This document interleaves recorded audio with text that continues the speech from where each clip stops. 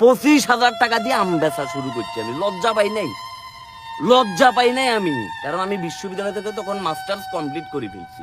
আমার ভিতর বিন্দুমাত্র হীনমন্যতা ছিল না। আমার শুধু একটাই টার্গেট ছিল যে সৎভাবে আমি কিছু একটা করে যাব।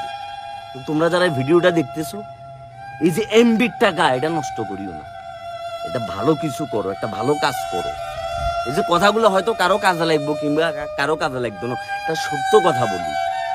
দিন শেষে যখন তোমার অবস্থান থাকতো না, তোমার কোনো পজিশন থাকতো না, তোমার কাছে টাকা থাকতো না, তোমার সমাজে কি প্রতিপত্তি থাকতো না, শুধু শেফালির মা বোন সবকিছু তোমার ছাড়িয়ে চলে যাবো।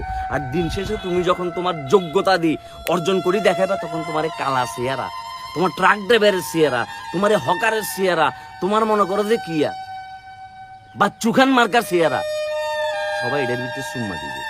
দিন শেষে যোগ্যতা ম্যাটার, দিন শেষে ট্যালেন্ট ম্যাটার, দিন শেষে পরিশ্রম ম্যাটার। সুতরাং পরিশ্রমটা করি, হতাশ হবার কিচ্ছু নাই।